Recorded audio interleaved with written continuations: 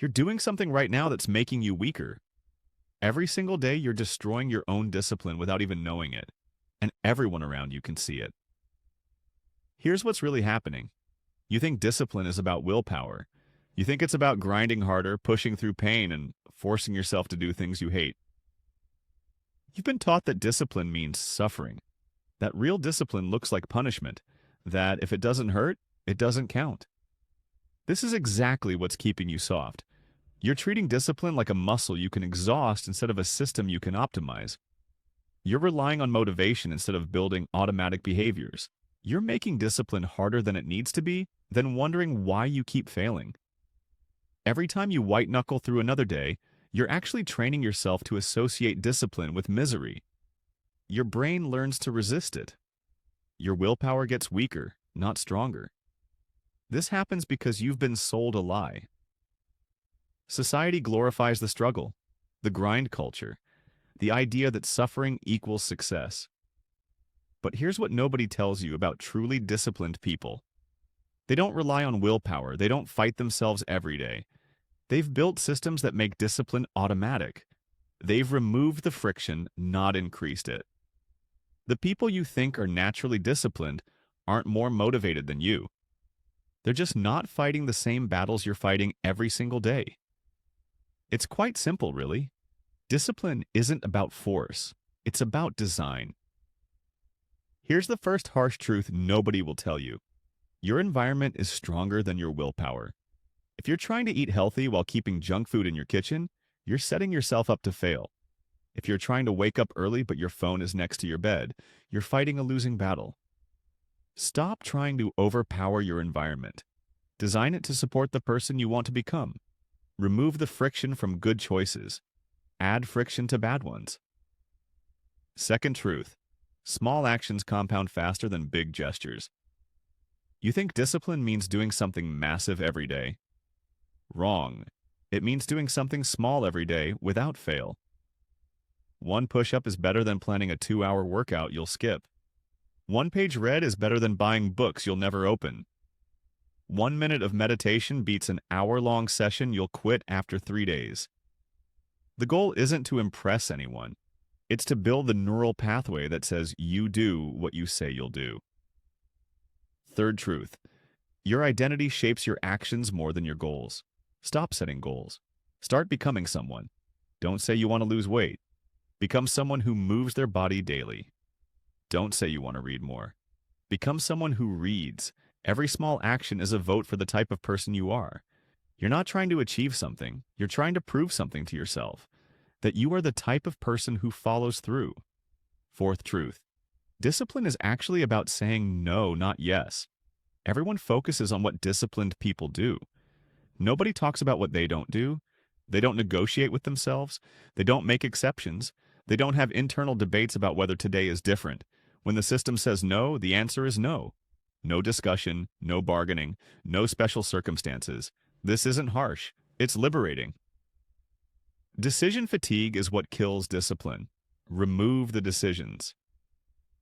Fifth truth. You're confusing discipline with punishment. Real discipline feels boring, not painful. It's brushing your teeth, it's making your bed. It's doing the thing when you don't feel like it, without drama or internal struggle. If your discipline requires you to suffer, you're doing it wrong. The goal is to make good choices feel automatic, not heroic. Sixth truth. Your excuses reveal your priorities. You don't lack time. You don't lack energy. You don't lack resources. You lack systems. Every excuse you make is really saying this isn't important enough to figure out. Stop making excuses. Start making adjustments. Can't work out for an hour? Work out for 5 minutes. Can't read a whole book? Read one paragraph?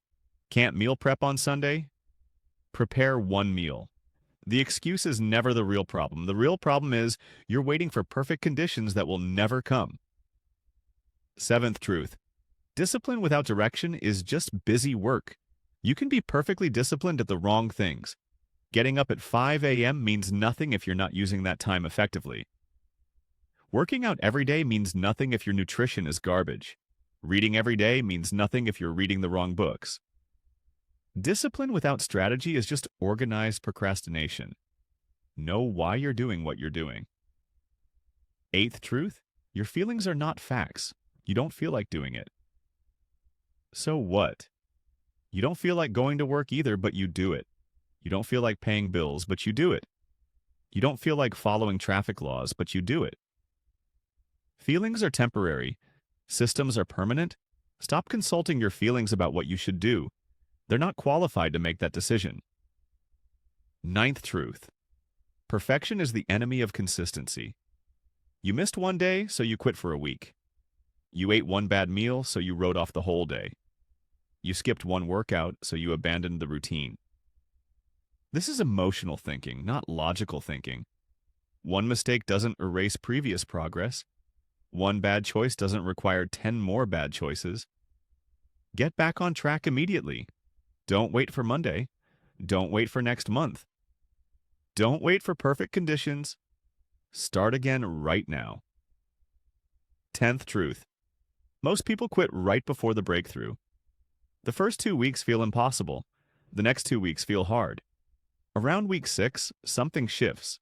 It stops being a battle and starts being automatic. But most people quit in week 3. They think it's supposed to feel easy by now. They think they're broken because it's still difficult. You're not broken. You're just not finished building the pathway yet. Keep going. Here's what changes when you understand these truths. You stop fighting yourself every day. You stop relying on motivation to save you. You stop making discipline harder than it needs to be. Your days become predictable in the best way. You know what you're going to do because you've already decided. Other people start noticing something different about you. You seem more reliable, more solid, more trustworthy. Because you are. You've become someone who does what they say they'll do. You've become someone who doesn't negotiate with themselves. You've become someone who has control over their own life. That's it. That's all it takes. Stop trying to force discipline through willpower.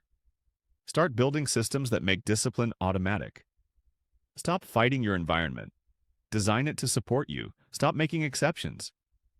Start proving to yourself that you are who you say you are.